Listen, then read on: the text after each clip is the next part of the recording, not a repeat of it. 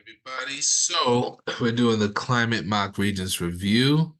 I'll start with number one. So it says, which map best represents the direction of surface winds associated with the high pressure and low pressure system? So just letting us know, just right off the top, we know that this map, right? This is an isobars map, right?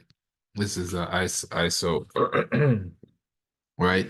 This is a map that has isobars, which means that these are numbers that represent air pressure. Okay. So that's just something to keep in mind. Now, those arrows, these arrows right here, they're representing, right, the direction of air that's flowing. And we know how air is supposed to flow in a low pressure system, right? That big L, and in a high pressure system. If we look at our notes, right, under weather and climate, in a low pressure system, we know air flows inward and spins counterclockwise, as shown here. In a high pressure system, air flows outward and clockwise. So we got to keep that in mind.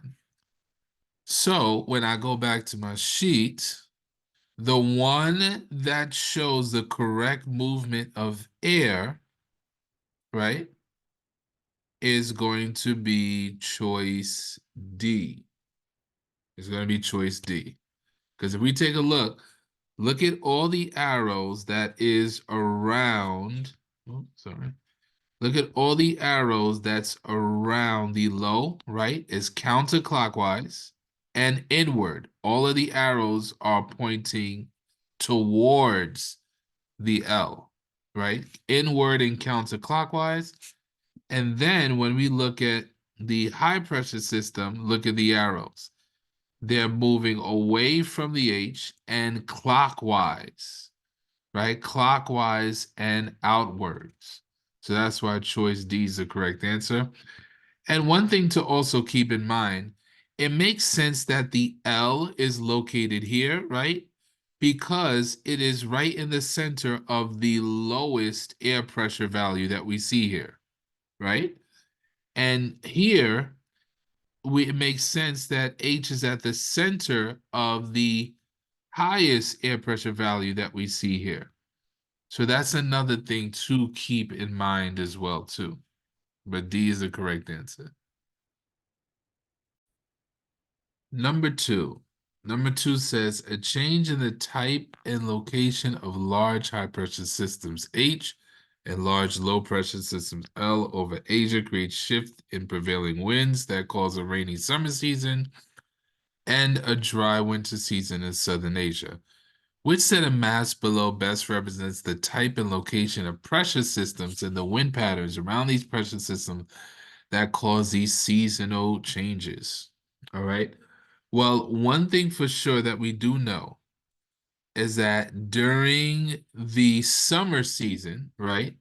The problem said right here, during the summer season, it's rainy. And during the winter season, it is dry.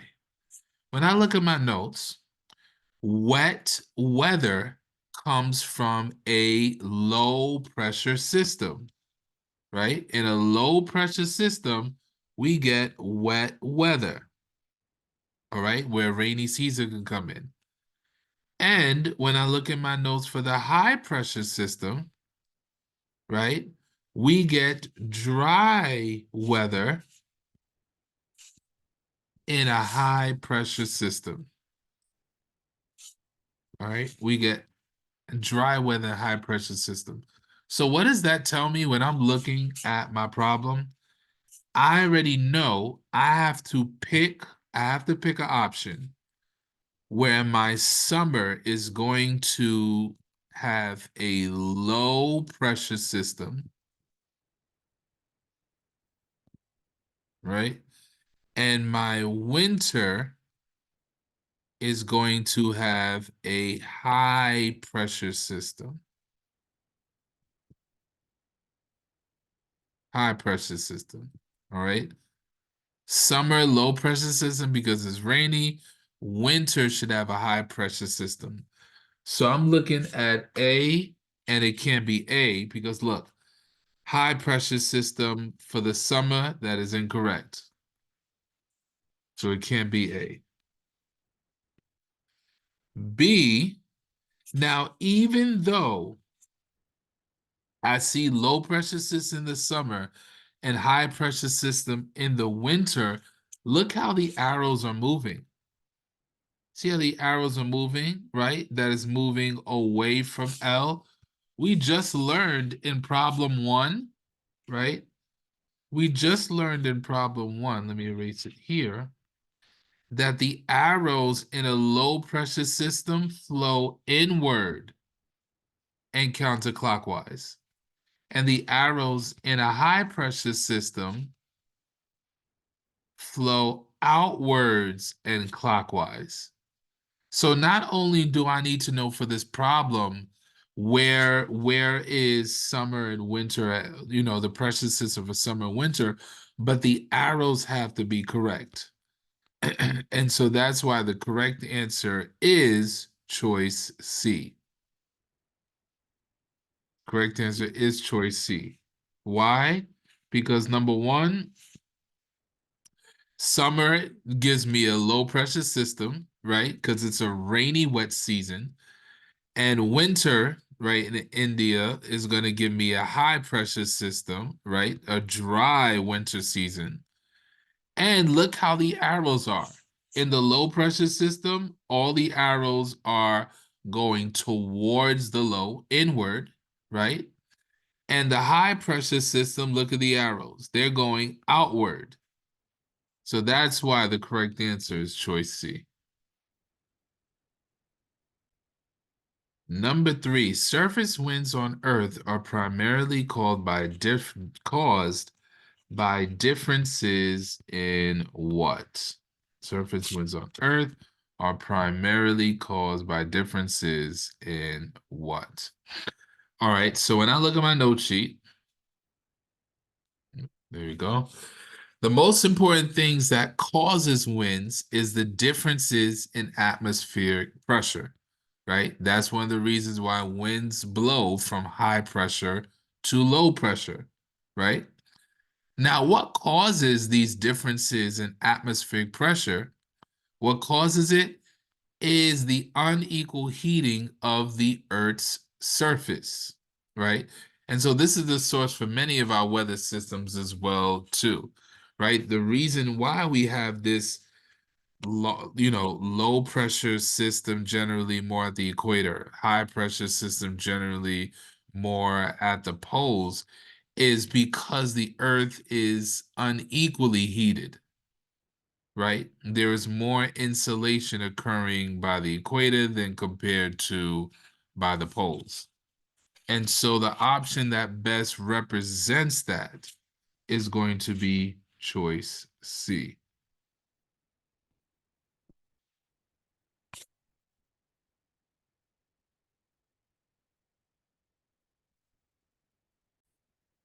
All right, number four. Number four says the Florida and Gulf Stream ocean currents along the east coast of North America are both. So, where can I find information about the Florida and Gulf Stream ocean currents? Where can I find information about the ocean currents on the reference tables? We're looking at page 4. All right. Now, if you turn to page 4, they wanted to know about the Florida current and the Gulf Stream current. So I'm going to go in red and I'm going to circle the Florida current, which is right here, right? And the Gulf Stream current, which is right here. That's circled in red. All right. Now, one thing that's interesting about these arrows, I see white arrows and I see black arrows. What does that mean? Right? When I look at my key, black arrows let me know that these are warm ocean currents, these black arrows. And so the question is saying, right, the Florida and Gulf Stream currents along the East Coast, they're either warm or cool currents that flow northeastward or southwestward, right?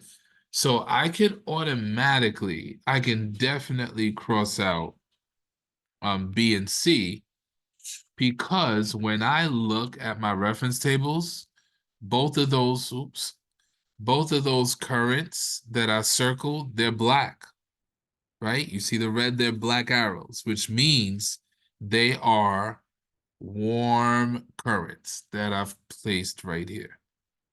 They're warm currents. And what about the direction?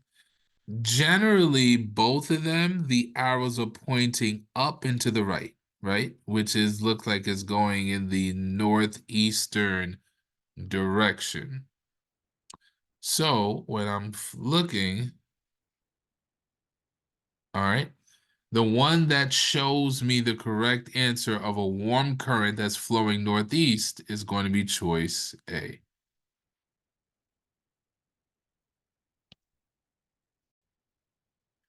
All right, number five. Number five says the arrows on the two map below show how the monsoon winds over India change directions with the season. All right, and it says, how do these winds affect India's weather in summer and winter? So if you look at the summer, right, when you have arrows that's coming from the ocean to the land, right, it's actually blowing in wet weather. It's actually blowing in wet weather. All right.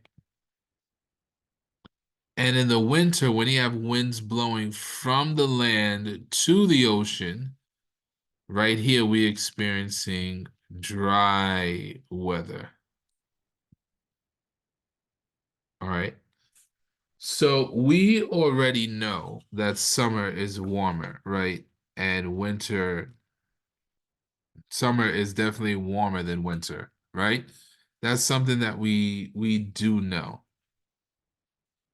So, and we know winter is definitely cooler than summer. So we can cross out choices B and C right off the bat. Now we need to know if is it more humid than winter? Well, what do we say?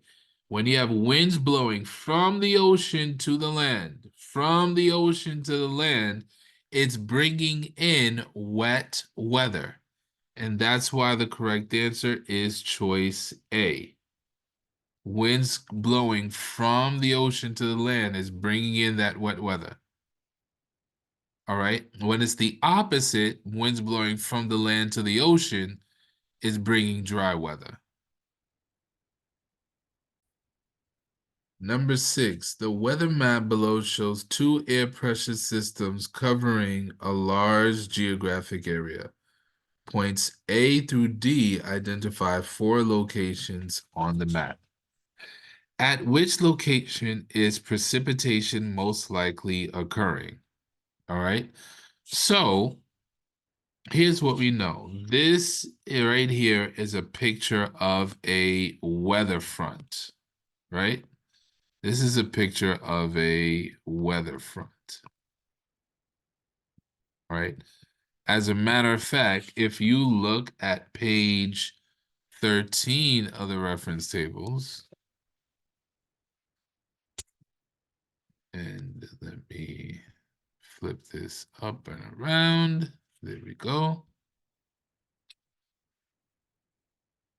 You'll actually see right on the bottom here all of the symbols of weather fronts are right here. All right. And we know that a front is just a boundary, right? It separates warm air from cool air. Now, what's interesting about a weather front, if we look at our notes, a weather front, right, is a boundary between two different air masses, generally cool and warm air. And we know the weather near a front is going to be cloudy and rainy because air rises near fronts. How does that help us out? Because in our problem, We know the place that's most likely going to get precipitation, the place that's most likely going to rain, right, and get some precipitation has to be the letter that is next to a front. So what letter's next to a front? The letter C. C is closest to a front. It doesn't matter if it's a cold front. It doesn't matter if it's a warm front. It doesn't matter if you're thinking that it is either behind or ahead. If it's closest to a weather front, that location is most likely going to encounter precipitation. That's why the correct answer is C, because it's the closest to a weather front. All right, number seven. Number seven says compared to climate conditions of dry inland location, the climate conditions of locations influenced by a nearby ocean generally results in. So we know, oh, here we go. Let me see if it's over there. All right. Yeah, okay. So your proximity and nearness to a large body of water affects your climate. The closer you are to a large body of water, the less your temperature changes. All right. And so if you look here, this is just a graph that's showing city A and city B. We see that city B must be located near a large body of water because its temperature ranges is smaller than the temperature range of city A. All right. How does that help me here in this problem? Because if I know my temperature range is smaller, right, that means that my summers are not going to be that hot and my winters are not going to be that cold, right? For a smaller range of temperatures. And the ones that show that, the choice that represents that is choice C. When you're located near a large body of water, your summers are going to be cooler than usual, right? And your winters are going to be warmer than usual because water has a higher specific heat. All right. The diagram below shows a model, this is number 8, of the water cycle. The arrow shows the movement of water molecules through the water cycle. The circle number represents the process that occur as the water molecules reach the different stages of the water cycle. All right. So it says complete the table by identifying the name of the water cycle process occurring at each number. So let's start with 1.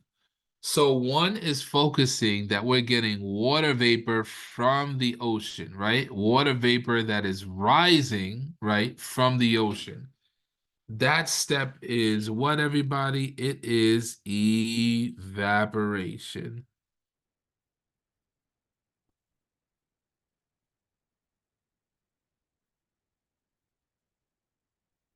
Evaporation. All right. Number 2, right? Water vapor, water vapor that is coming from plants. That is actually, what is that called, right? Water vapor that is being released by plants. That is called transpiration. And if you were to very quickly, even just to look at your note sheet, I believe it's located right on the first page. How does moisture get into the atmosphere? It evaporates from the ocean in large bodies of water. Sorry. It evaporates from the oceans and other large bodies of water. And it is also released through the leaves of plants, which is transpiration. All right, so let's go back. Number 3, sorry. Number 3, right? Now that water vapor, right, turned into clouds. What process is that for number three, right? Where clouds are being created. Clouds are created. Right? For number three, we know that is condensation.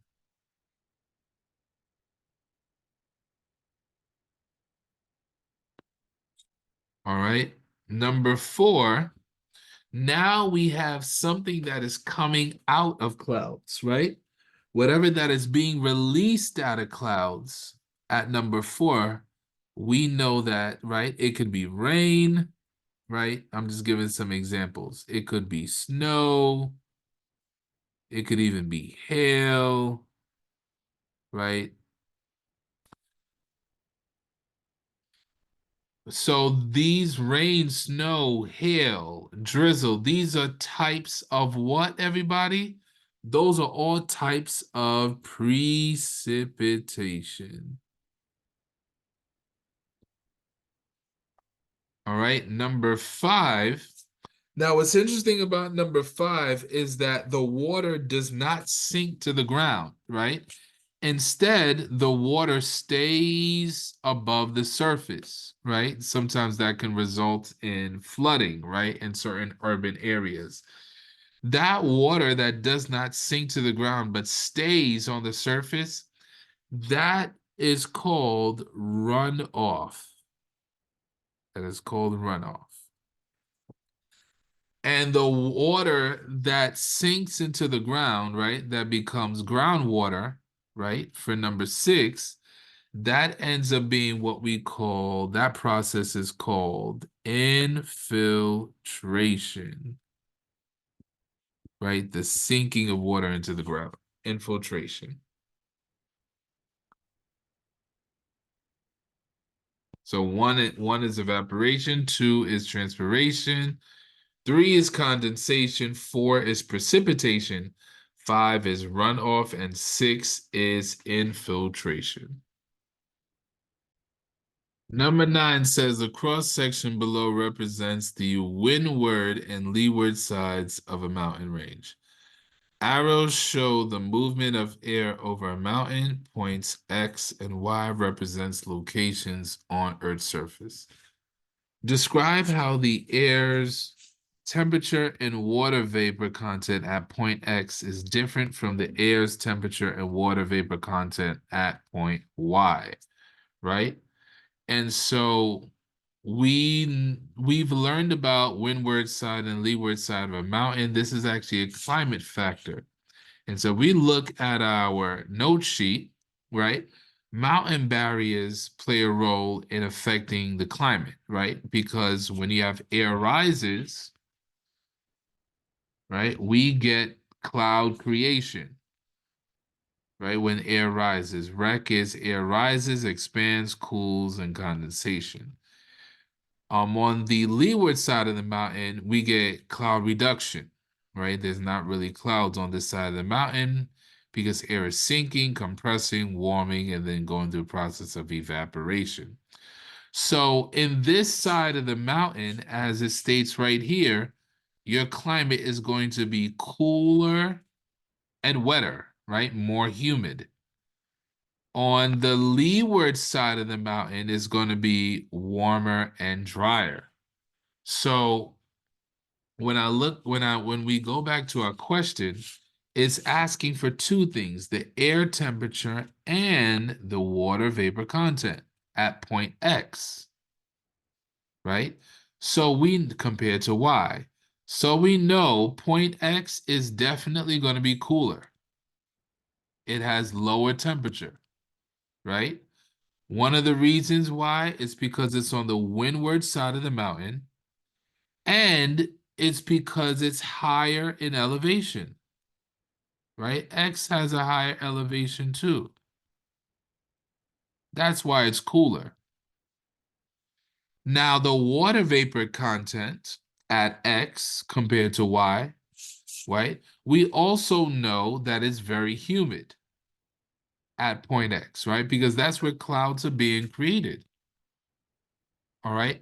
And so if we look at our answer sheet here, these are the acceptable answers that you could have stated. All right. So for the air temperature at X, you could have said that it's cooler. You could have said less air temperature, colder than Y. You could have said that.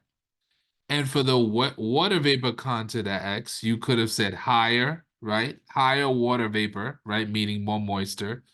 You could have said 100% relative humidity because that's where clouds are being created. You could have said wetter. You could have said more saturated. You could have said more humid than Y. So these are all acceptable answers for number 9. And number 10 says basic answers to the following questions on the map below, which shows one method of classifying Earth's surface into latitudinal climate belts. In the tropical climate belt, the average monthly temperatures never drop below 18 degrees Celsius. In the polar climate belts, the average monthly temperatures never rise above 10 degrees Celsius. The isotherms show the average monthly temperatures of the coolest and warmest months. Effects of elevation have been omitted, right? And that's something important because elevation is a climate factor. So in this case, they are omitting or removing or not counting the effects of elevation on this chart. So number 10 says describe a specific characteristic of insolation received in the tropical climate belt region that causes the average monthly temperatures to remain warm all year, right? So the tropical climate belt region, which is right here, right? So what is happening in terms of insolation that is occurring right here that is allowing for the tropical climate belt region to have average monthly temperatures to remain warm all year? Now, what's interesting is that this tropical climate belt region is around the equator. Why is it that the equator is warm throughout the entire year, right? In terms of insulation. And so you could have said this area receives the highest amount of insulation, right? You could have said that due to the fact that the sun is at the highest altitude, right? The sun is at the highest altitude that's giving it the greatest amount of intensity of insulation.